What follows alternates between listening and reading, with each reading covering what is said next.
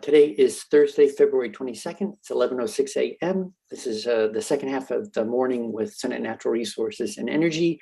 We're returning to Bill S-148, an act relating to environmental justice, and picking up with the most current draft based on our last committee meeting and receiving edits from a number of parties, including ANR and CLF and other folks working with CLF. So with that, I'd like to turn to Ms. Chakowski and ask her to please bring up the current draft, which I think has highlights for the changes since our last committee meeting on it. And we'll do a walkthrough, and given that there are quite a few, and so I'll ask you to sort of march right along. I'm just keeping an eye on time. But if anyone has questions, please flag us down as we work along. We'll mark stuff. If it requires more than just a very brief discussion, we'll flag it and come back to it. Thanks. Sure. So the change, Ellen Tchaikovsky, Office of Legislative Counsel, draft 4.1 is posted on the website today. The first change is on page 7. It's a small change from the prior draft. It's in the middle of the definition of environmental justice. So environmental justice recognizes the particular needs of individuals of every race, color, income, class, ability, status, gender identity, sexual orientation, and the list goes on. The change here is the prior draft read recognizes the unique needs of individuals. So one of the suggested changes was to change it to particular. Thank you. The next change is on page 9. It's fixing a typo. So it is in the definition of meaningful participation. And so meaningful participation also encourages the development of environmental, energy, and climate change stewardship. So that was just a typo. Next, there are a few small changes in subdivision B of 6002. And this is the list of the agencies that need to consider cumulative environmental burdens. So it adds the following state agencies, departments, and bodies in recognition that this encompasses agencies, departments, as well as the PUC and the NRB, which are neither of those two things. It also adds the Agency of Natural Resources to the list that needs to consider cumulative environmental burdens that was not there previously.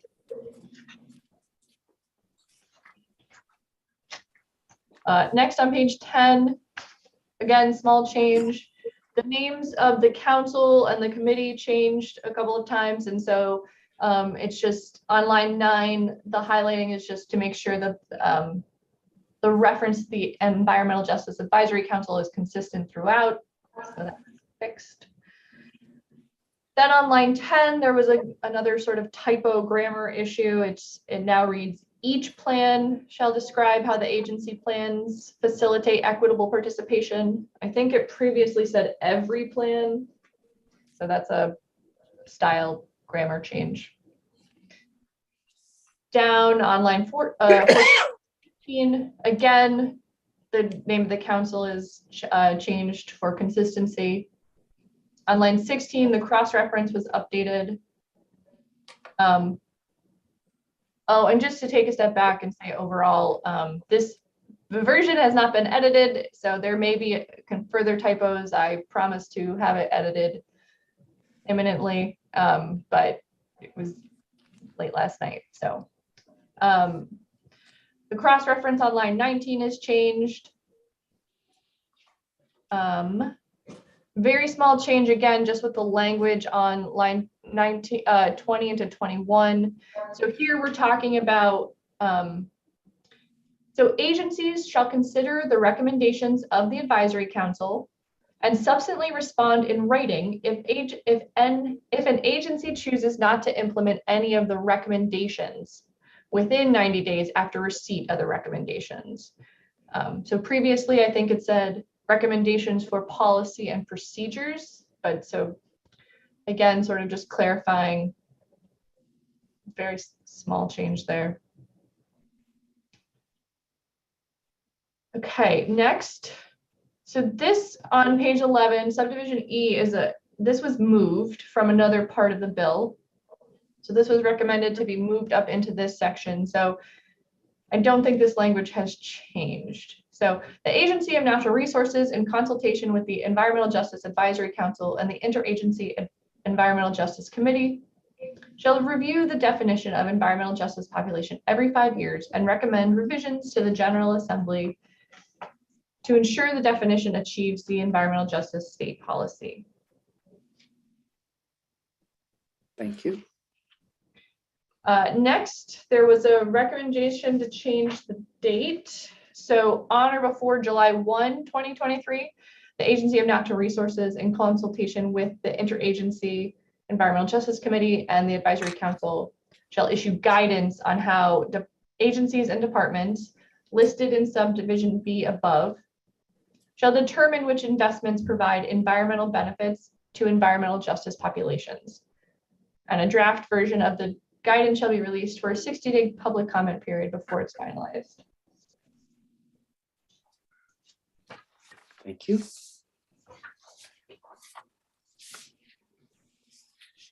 Next, on or before January 15th, 2024, the agencies and departments, in accordance with ANR's guidance, so there was a typo on line 16, and then correcting the cross-reference,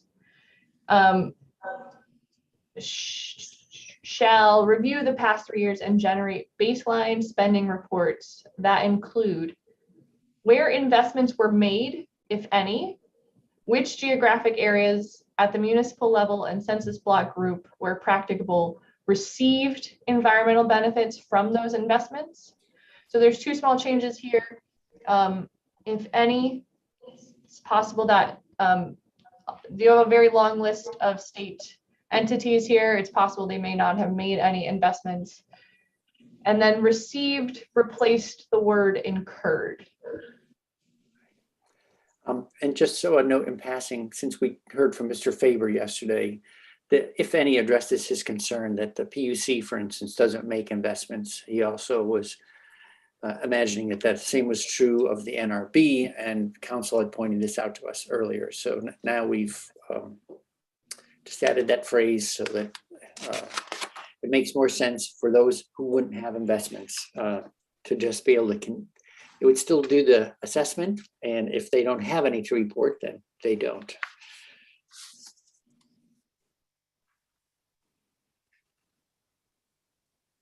Next on page 12, so also in this report, the percentages of overall environmental benefits from those investments provided to environmental justice populations.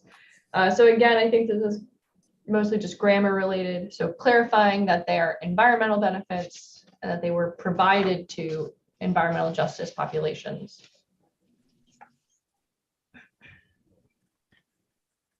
Further down, there's very similar language that's also required. So that language was for the last 3-year baseline spending reports. This language here is for the annual spending reports.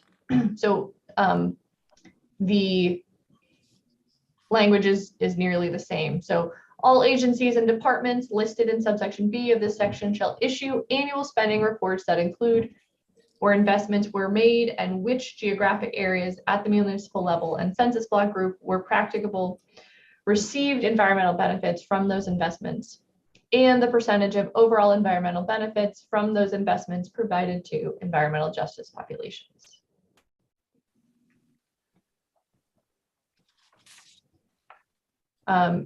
Next, down in subsection J, again, some minor language tweaks here.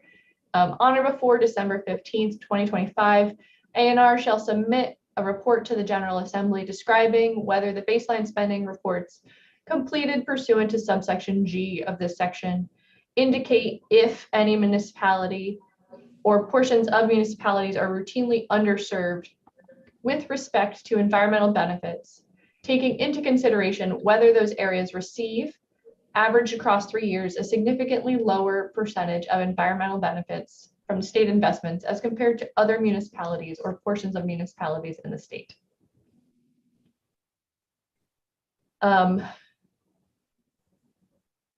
I can't remember who recommended those language changes, but those were recommended insertions on that line 1 and 2. On line 7, any other revisions to this chapter replaced this title to be more specific. Now we're in the rulemaking section. So again, the name of the council was corrected here. So on or before July 1, 2024, A&R in consultation with the Environmental Justice Advisory Council and the Interagency Committee shall adopt rules to define cumulative environmental burdens, implement consideration of cumulative environmental burdens with A&R and within A&R, and inform how the public and state agencies, departments, and bodies specified in 6002B of this title implement consideration of the cumulative environmental burdens and use the environmental justice mapping tool. On or before July 1, 2025, and as appropriate thereafter, the agencies of natural resources et al. So the date was changed here, and then as appropriate thereafter, and then A&R was left on this left off this list originally also. Oh yeah, a date certain was requested for the July 1, 2025. Page 14. Prior to drafting new rules required by this chapter. So that's, again, just sort of clarifying. And then agencies. This was, again, a clarification. I think it might have said every agency or something. I think this was a small change here. Oh, so we should probably pause here for a minute. Okay, so this is the language regarding the new rules and what the process is for rules required for this chapter. So prior to drafting new rules required by this chapter, agencies shall consult with the Environmental Justice Advisory Council to discuss the scope and proposed content of rules to be developed. Agencies shall also submit draft rulemaking concepts to the Advisory Council for review and comment. Any proposed rule and draft Administrative Procedure Act filing forms shall be provided to the Advisory Council not less than 45 days prior to submitting the proposed rule or rules to ICAR. The Advisory Council shall vote and record individual members' support or objection to any proposed rule before it is submitted to ICAR. The Advisory Council shall submit the results of their vote to both ICAR and LCAR. So this committee did have an extensive discussion about this the last time you met. And so Senator Bray, I don't know if you want to. Sure. So, basically, having heard all the testimony that you all heard, and I worked with council to draft this version of what would, I think, be a workable proposal for engaging the advisory council. We weren't willing to go to the extent of having basically something along the lines of veto power of that unelected body, but we definitely wanted to make sure that they had ample time. They participated in the development of the rule and had a chance to take a formal position on the rule, and their formal position would be communicated to both ICAR and LCAR. As for the language that had followed on that said about an opportunity to present, that's already inherent in the APA. And so any member of the public, including any members of the advisory council, would have the ability to do that. What we did want to, and they'll be able to bring whatever points of information they want forward to the LCAR, for instance. But we also wanted to provide a foundation of a legal vote held by the members before that rule went into LCAR. So there'll be a complete record, and then advisory council members will have the opportunity to participate in whatever depth they deem appropriate under the current APA.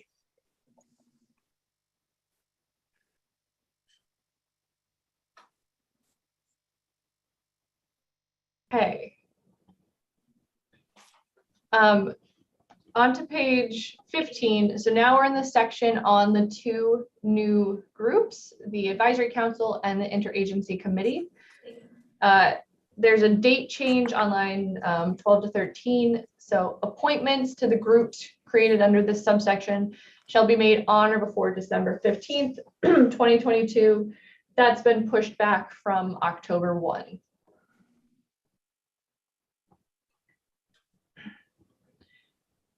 Next,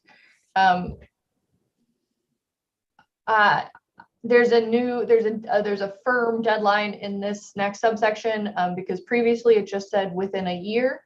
So the interagency council and the interagency committee, the advisory council and the interagency committee shall jointly consider and recommend to the General Assembly on or before July 1, 2023, amendments to thresholds and criteria of the definition of environmental justice populations to include populations more likely to be at higher risk for poor health outcomes in response to environmental burdens.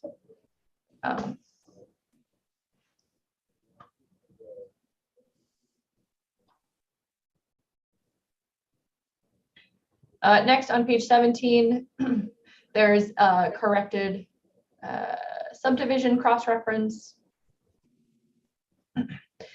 And then there's some new language here, and there's an additional new language farther down. So this is in the this section on the duties of the this is of the duties of the advisory council. So the advisory council shall have the ability to accept funds from the federal government, a political subdivision of the state, an individual, a foundation, or a corporation, and may use the funds for purposes that are consistent with this chapter, including reimbursing members for their time. Let me just check in with council here. Two things. One was that I don't know that this is the final disposition of how we're trying to recognize in the bill itself that we want to have a mechanism to support funds for the council with the notion of being able to provide a stipend. But that any kind of money matters are really, in terms of distribution of funds, are the bailiwick of appropriations. They have a lot of experience with this. You know, should a fund be set up that formally receives monies in and makes disbursements out, et cetera. So I didn't want to ask council to draft an entire mechanism when appropriations may come up with something entirely different.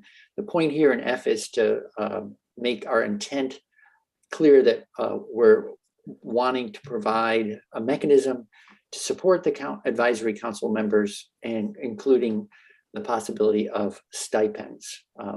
How appropriations handles that, we don't know, but it's in there as a bookmark of sorts, knowing that it will be subject to further revision. I would suggest you run it by joint fiscal and them what they would suggest. Okay, thank you. And let's keep going. Okay, the next change in yellow adds the cross-reference on line 16 and 17. So this is about the interagency committee shall consult with A&R in the development of the guidance document as required in subsection 2E. So adds that cross-reference. Next, the next change is on page 20, no, 21. And so it's a very similar language, and this is for the duties of the advisory council here. So again, this is adding very similar language to what Senator Bray just discussed. So members of the advisory council who are neither state nor municipal employees shall be entitled to per diem compensation and reimbursement of expenses as permitted under 32 VSA 1010. Members may accept funds from the federal government, a political subdivision of the state, a 501c3 charitable organization, and may expend funds for purposes that are consistent with this chapter. Any council member who receives funds pursuant to this subdivision shall report to the Secretary of Natural Resources and disclose the source of the funds, the amount received, and the general purpose for which they were used. The Secretary shall post this disclosure information on its website or on the Advisory Council's own website, if such a website exists. And my quick note, having worked with council on this, is, we have concerns about the notion of members accepting funds. Usually it would be through a fund that then would be dispersed by sort of another party. But again, how the notion of creating a mechanism for stipends is somewhat novel, and rather than try to solve an appropriations problem here in natural resources, we're creating a construct designed to precipitate a conversation downstream, knowing that the bill has a long way to go before it reaches the governor's desk, should it get there, which I certainly hope it does.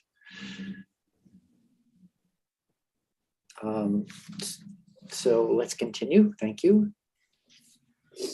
Okay, line 15, there's just again correcting to make sure the title of the council is consistent. Again, small change in section 3 for the annual report. So beginning on January 15th, 2024, agencies, departments, and bodies listed in section 6002B shall issue and publicly post their annual report summarizing their actions taken to incorporate environmental justice. And so finally, the other large change in this bill is the inclusion of the appropriation section. So I put this together based on the fiscal note and information provided by the agency. So this is, again, something that the Appropriations Committee will probably look at, but I tried to capture as much as possible here. So there is appropriated the sum of $3 million in fiscal year 2023 from the general fund. This sum shall be used to carry out the requirements of this act by hiring the staff described in subsection B of this section, and for the cost of developing the mapping tool required under section 6005. The following positions are created for the purpose of doing the environmental justice work required by this act. 10 permanent exempt positions at the Agency of Natural Resources, including 2 permanent exempt analysts to support the development of the mapping tool. 6 permanent exempt positions at the NRB, 1.5 permanent exempt positions at ACCD, and 2.5 permanent exemptions at the Department of Public Service.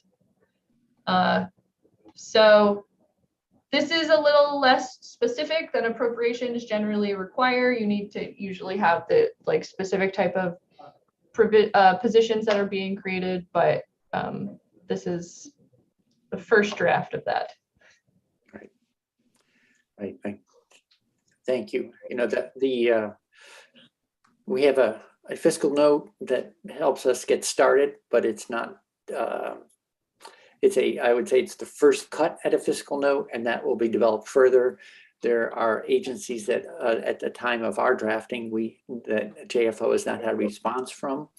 So there's more work to do to get every operating area represented in this list, every operating area that thinks there's a fiscal impact into the list. But this is our best work based on the data we have to date. So thank you for culling that out of the report and putting it into, so now we have an appropriation section to pass along. Okay, Thank you very much, Ms. Chakowski. Any committee questions for our council? Senator McCormick. Thanks. I just want to make sure that I'm getting this right. I'm thinking this is very broadly similar to NEPA, the National Environmental Policy Act. I always want to say Protection Policy Act, which doesn't actually have any prohibitions or mandates in it, except that in formulating policy, federal agencies have to address environmental questions. It draws attention to the issue. And my sense is that this isn't really requiring or prohibiting anything along the lines of environmental justice. It does require an examination of the issue in like everything the state does. Would you say I've got that about right? I think you are leaving out a couple of things. So this does require all agencies to adopt their rules to address the issues that are going to be looked at and worked on by ANR and the Advisory Council and the Interagency Council. So there's going to be work up front done by that coalition to develop rules and practices regarding meaningful participation, how cumulative burdens should be addressed and contemplated in agency work.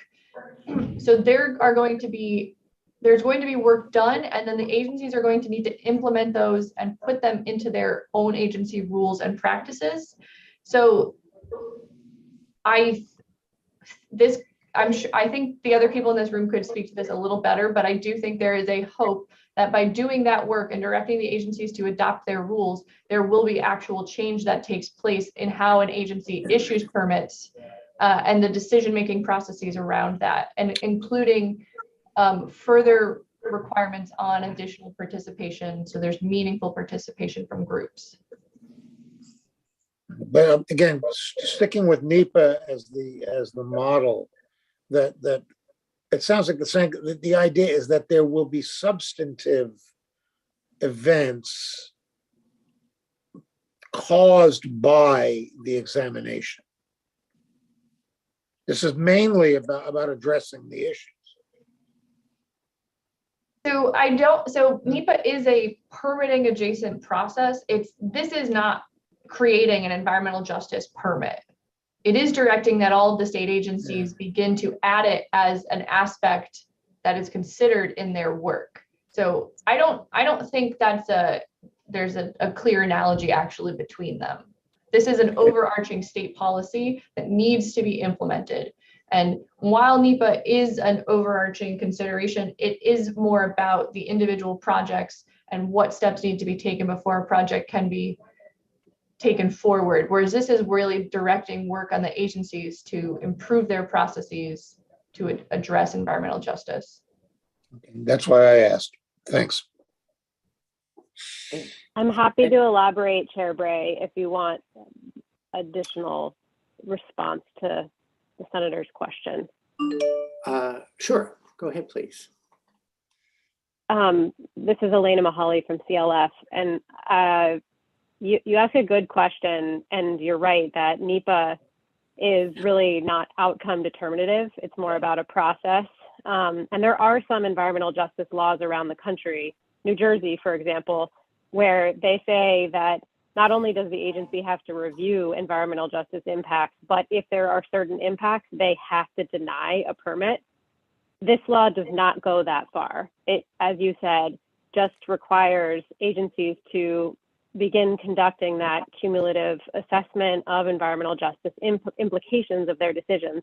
However, there is an overarching environmental justice state policy that's in 6002A that states that no segment of the population should, because of its racial, cultural, economic makeup, bear a disproportionate share of environmental burdens. So to some extent, that is the added layer on top of what would otherwise be just a sort of NEPA-like review. There is this policy that the state is striving towards to achieve this scenario where no segment of the population is bearing that disproportionate burden. I hope that's additional help. If something is proposed, if something is developing that will have a disproportionate impact under this bill, should the bill be law, that will have to be identified and addressed, which in my view would, even if we're not outlawing it, would very likely encourage that agency to clean up its act and do better. That's correct. Yeah, okay. Thanks. Any other committee questions for council? Okay, then I'd like to move to Deputy Secretary Gendron and her team and get a response from A&R. Now that we have a draft in front of us, I don't know if you have any edits that are popping up with you and Sure. your team, or where are we at? Sure. For the record, my name is Maggie Gendron, Deputy Secretary at the Agency of Natural Resources. And I do have with me today Ms. Ellerman and Ms. Stevens, who work with our council on our team here. If you will allow for it, I would love to make a couple of broad statements that are probably not directed at this committee, but just for the record for as we continue this conversation. And then Ms. Ellerman does have a couple of just technical components she wanted to highlight for the committee and would like to offer that. Would you be Yes, okay with please. me? That sounds perfect. Go ahead. Okay. So clearly, I think this conversation has been a really important one, and it really highlights that environmental justice is not only an important body of work, but it's a really complicated and complex body of work when you start to get into definitions and terminology. But this work, environmental justice, is also core to the Agency of Natural Resources. So I really want to thank this committee and Ms. Mahali and the team of colleagues that have been working alongside her, because your work has not only incorporated a lot of the suggestions that we had, but has really showed some flexibility and willing to understand what state bureaucracies need in order to do the work, and both your willingness to engage with us on the substance of the bill. So that is very much appreciated. And so, as I said, there are a couple of comments I wanted to make today to have on the record for as we continue this conversation as the bill moves through the process. And it's my understanding that you're ready to vote this bill out of committee. And so there are just a couple of points that I wanted to continue to share for people who are paying attention to this particular piece of legislation and are looking forward to engaging with us as it moves forward. So, again, I think the most complicated and complex part of this bill is really those definitions and tools like the mapping tool and cumulative impacts. And so the timing and the deadlines in the legislation could make it difficult to reach those deadlines. And so not wanting to rush through the relationship building between the advisory council and the interagency committee, and also allowing for the pauses when there's going to be disagreement in some of these conversations around the building of the mapping tool and the cumulative impacts, just allowing for the time for those pauses to be incorporated so that Vermonters also have a meaningful way of interacting with those conversations, but we also can come to a consensus, probably isn't the right word, but can come to an understanding. And so I totally understand the urgency to coordinate environmental justice in the state of Vermont. And I also understand the need to build sideboards on this work so that we stay focused. I think A&R would continue to caution us to be realistic about the timelines so that we can have those conversations. After this bill leaves your committee, I think we still need to go through timelines and talk about working backwards so that we can see the reality of what we're up against. We've done some of that work internally, and so we're ready to have those conversations as we continue down this path.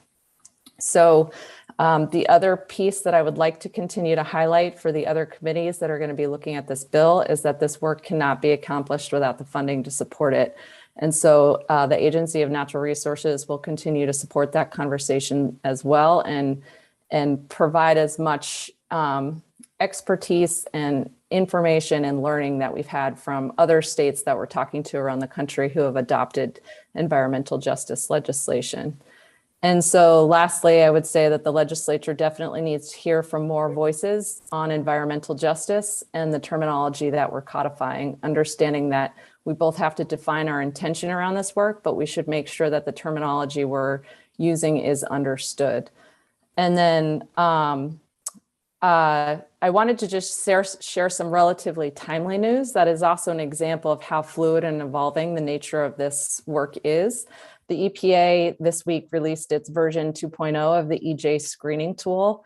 That is how a lot of states are designing their mapping tools after. And that 2.0 was released this week because the EPA was trying to respond to states who identified gaps in their original tool, which Vermont also made comments on that as well. As a rural state, the original EJ screening tool really didn't support rural states and being able to be a good map for us to utilize. So the EPA will be hosting trainings over the next coming months so that we as an agency can learn more about whether or not this tool and the improvements in the tool will be helpful for a state like Vermont when we're moving forward. So I just wanted to highlight that as just one example of many of how the conversations around mapping tools and cumulative impacts just continue to evolve. And again, that flexibility of timelines building into this bill, I think will be important for us to be able to also ebb and flow with that. So without further ado, I would love to turn it over to Ms. Ellerman to walk through just a couple of technical components that we noticed last night when we were going through the bill, and appreciate your time again. Thank you, and a quick comment. That is, so I know that one of the things our committee learned as a phrase from the climate action plan work and social justice, environmental justice work is this notion of moving at the speed of trust versus the notion of urgency, because we feel like we're behind and we want to naturally enough pick up the pace and make progress. And there's a tension between those two, and it is awkward we end up having to write down in black and white between the four corners of a page a series of dates and timelines, not knowing exactly how it will really work out in the real world. So I think we appreciate the notion of trying to balance those two things that are in tension. And on funding, I'd say the committee is 100% behind funding. You know, we always say, if any, we never want to ask an operating area to take on work based on what we're proposing in a bill and just say, well, you know, stretch your staff thinner and do more things. You know, like we should supply a level of support adequate to help you succeed, because it's everyone's success. So thanks for pointing that out. And Ms. Ellerman. Thank you. Good morning. For the record, Caitlin Ellerman with the Agency of Natural Resources. And I would like to echo Deputy Secretary Gendron's appreciation for everyone who's been working very closely and cooperatively to improve this bill and hopefully make it as effective as possible. Attempt to share my screen. So thank you for giving me that capability. Again, we wanted Secretary Gendron to give kind of the overview of the high points, and then I'm going to walk through. I've used pink highlighting to flag a couple of remaining pieces, hopefully prior to the vote, but with the understanding that we can maybe just get these into the record as this bill continues to move. These aren't major issues. So one minor was flagged in our last round of revisions, red line, was this term including on page 6, 13. It just stands out to us because it wouldn't necessarily incorporate indigenous cultural resources or necessarily even food under, I assume this is tied to nutritious food. So we might want to just block that out as its own with a colon or semicolon and striking including. Okay. appreciate once again that many of the edits were incorporated very, very carefully here. So the next piece, this sort of ties together a couple of sections of the bill, and begins in the Environmental Justice State Policy section 6002B on page 9.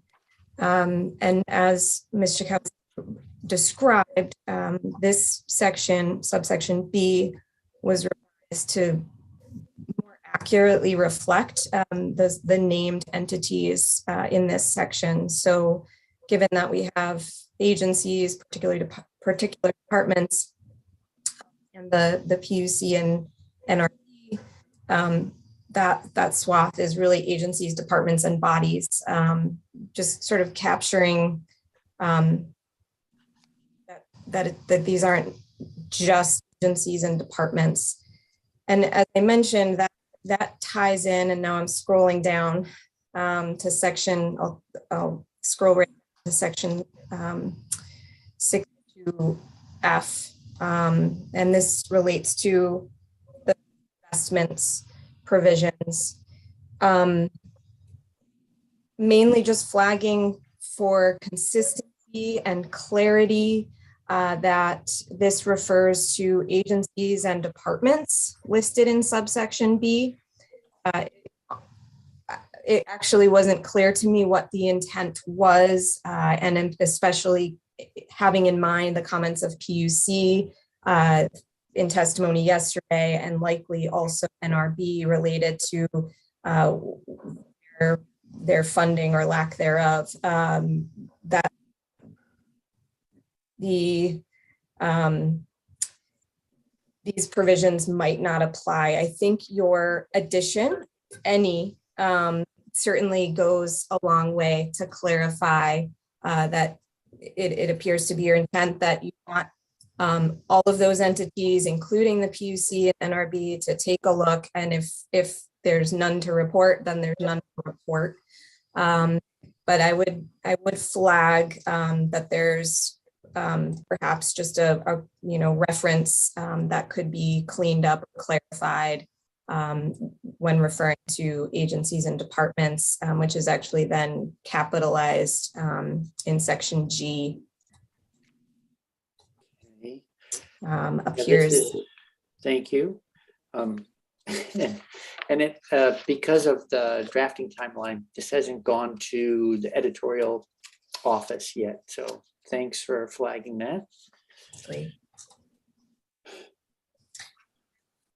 So I have flagged a couple of dates that are really important, and with Deputy Secretary Gendron alluded to, we understand that we've already had conversation about this and trying to find some middle ground between that, sort of moving at the speed of trust and making sure we get this done in a timely fashion. We, as we've alluded to, we've started to internally what it's going to take to get to these deadlines, and it is a very tight schedule to again have meaningful engagement to build both the council and the interagency committee to ensure that we have a really meaningful public engagement process for those bodies and for the drafting, the scoping and drafting of a rule, and developing a mapping tool that may have some significant considerations. We've recently been, sort of concurrently with this process, trying to really focus in our conversations with other states about their timelines. And it sounds like, a year and a half out is where they're, just beginning to make sense of what would go into a mapping tool. And that's a really tight time frame to turn around a rule on that.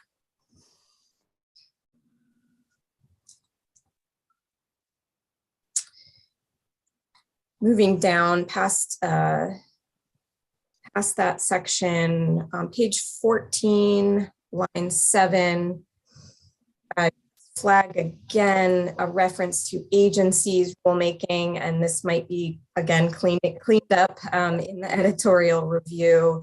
I believe that the intent would be any of the entities that are required to incorporate consideration of cumulative burdens would, be rulemaking. That might be the NRE, for example, which might not necessarily be captured by agencies. Okay. So for just to make sure I'm catching, in general, you're saying when we first refer to agencies, departments, or bodies, that you want to keep that broader reference, and we're not just leaving it at the agency level. And that's pretty much throughout. Yeah, or somehow just clarifying. You could, I think you could approach it in different ways, but really making it clear who each provision is applying to. Now that we have agencies, departments, and bodies, Right. you could create, a defined term that these are the section 6002B entities or something, and that gets repeated. Just looking at it with an eye, it's very clear who's falling under this. And again, if we're asking for consultation with the EJ Council, we want that to be, anybody, any entity that's doing rulemaking, I assume. So page 14, line 17, this relates to the draft, newly drafted language regarding the advisory council vote. One suggestion I would offer to the committee in considering and finalizing this language is that the agency, department, or body doing rulemaking could incorporate the vote into its APA filing, which is sort of the standard APA filing process. I'm not aware of an example of a sort of separate submission to ICAR or to the Secretary of State and LCAR. So I just flag that, at least from ANR's perspective, we'd be happy to incorporate that information right in the filing forms for the rulemaking record. Okay. All right. So I think part of the reason it didn't go any further than the council submitting the results was that we didn't want to actually open APA up to modify the process to require another step. So we'll have to look again to see if this is an adequate, as a duty of the advisory council, then it can, the obligation can lie with them outside and as a precursor to the APA process. And because it's actually in their favor to have this provision there, I would say, I think probably they'd be willing to carry out that duty. Okay, so thank you. I'll flag it.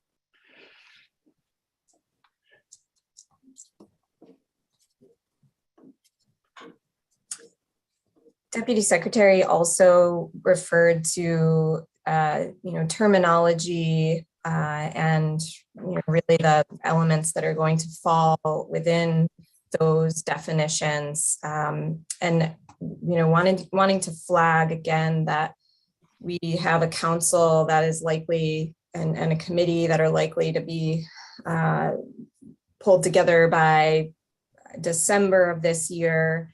Again, if they're to have a meaningful conversation, initial conversation, and potential expansion to consider other factors, that July 23 deadline is very, very short. And we also just want to flag, in particular, reflecting on our early sort of comment on the environmental justice population term or phrase, and the testimony this committee received from the Director of Racial Equity, Susanna Davis, last week, also indicating some sort of dissatisfaction with the term, that this, we're sort of envisioning that this consideration, or there's also the every 5-year consideration, which I passed up at the EJ policy. So page 11, line 4 also has review of the EJ population definition.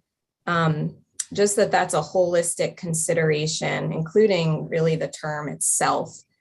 Just ensuring that everyone that's engaged in this work has had a meaningful conversation about the terminology we're using, if that's the right fit, and also, of course, as this describes, whether the thresholds and criteria are the right fit. At that date, actually, that you just passed there in sub capital A, July 1, 2023, on my own copy, I put it as a question to myself to bring here today. And I think Commissioner Walk alluded to this. We're not in session at that point. And so I don't know that there's any downside to moving that to like a December 1 date that allows you more time to get the work done. And that still means that prior to coming into session, we'll have a report to use then.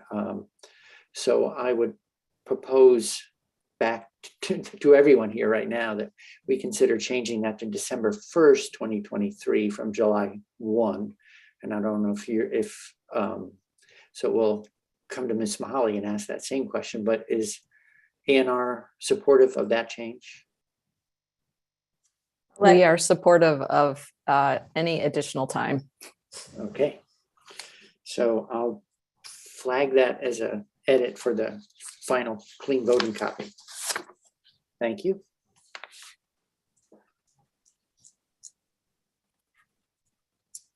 I don't think this necessarily requires a revision here. And Senator Bray, you already described that this was, really a first attempt to incorporate some intent regarding the funds for the council and for members.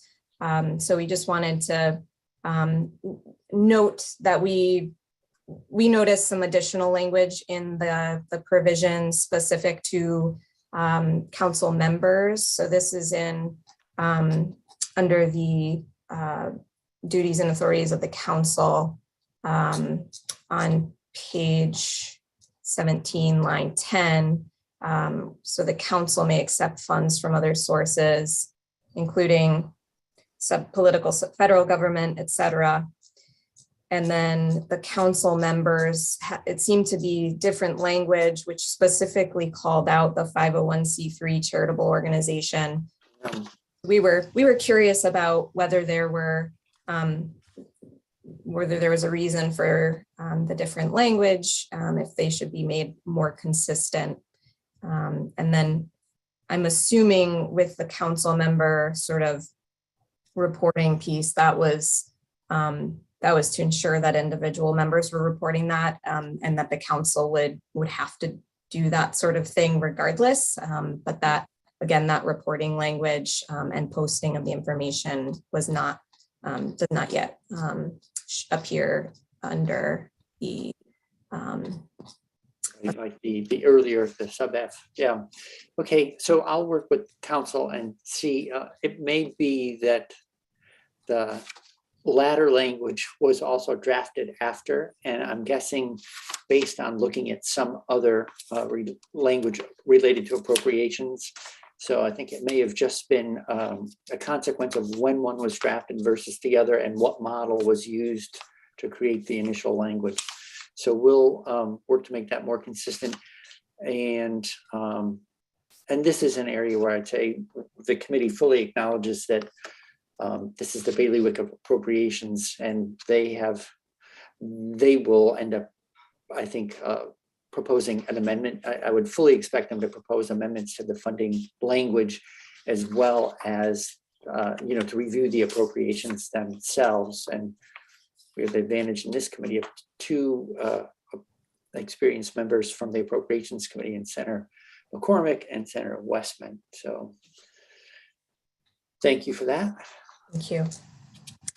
I believe this is the last point. This is minor, very minor, but I think relevant to the point about the tools that are the mapping tools that already exist. The language in 6005 subsection B refers to the mapping tool may incorporate the EJ screen as well as existing state mapping tools, such as the Social Vulnerability Index. I'd suggest that the reference to federal mapping tools be equally broadened the way that the state mapping tools is.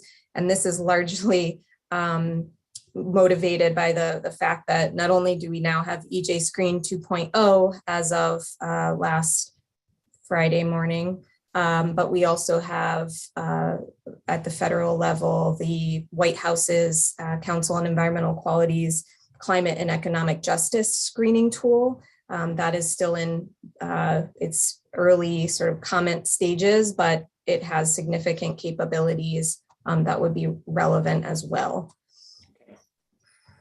Right. And just so I don't forget to say this, if you can please send a copy of your markup to me and to Jude and to Ms. Chakowski. That would be helpful. Thank you. Will do.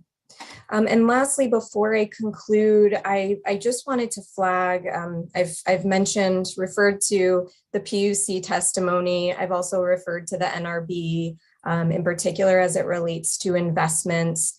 I guess I would just, as this committee comes to its conclusion on the bill and looking ahead, just flag that I'm not aware that NRB has weighed in directly, but we would flag that would be beneficial and sort of in a similar realm to the PUC, considering how they fit into the investment piece and also consideration of cumulative burdens. As you know, those entities are involved in particular NRB in like a quasi-judicial role and ensuring that it's clear what role the consideration plays. I think that you just started to get into that conversation a bit with that question being raised, and we agree.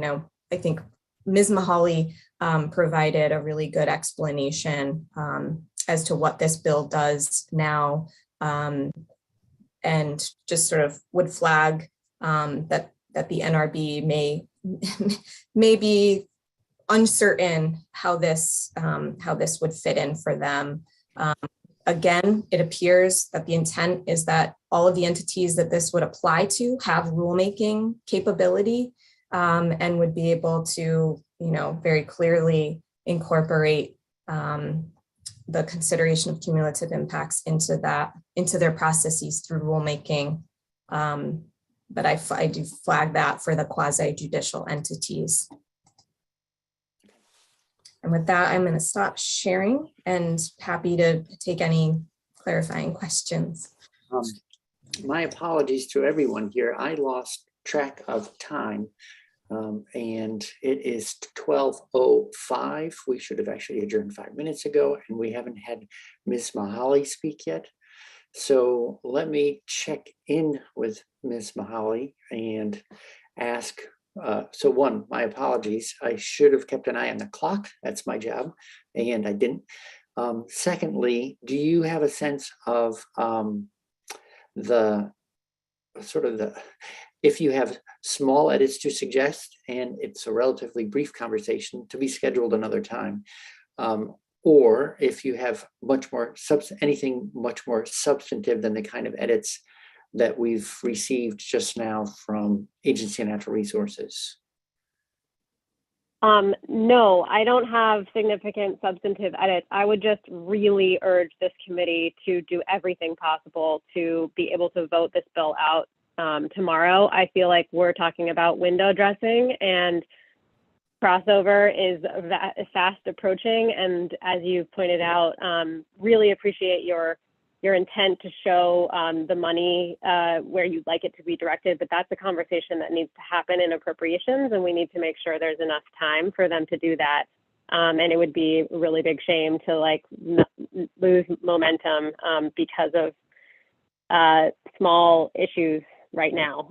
So we have time on the calendar to check in with Ms. Davis to talk about definitional issues around environmental justice populations. I think the timeline, we've given ample time to the agency. So hear that this needs to happen in due course, but believe the bill satisfies. We've already moved from 1 year to 2.5 years. So I would just say, I don't need to say any more. I think if the revisions that are discussed right now are incorporated, we would be really supportive of this committee voting out the bill ASAP.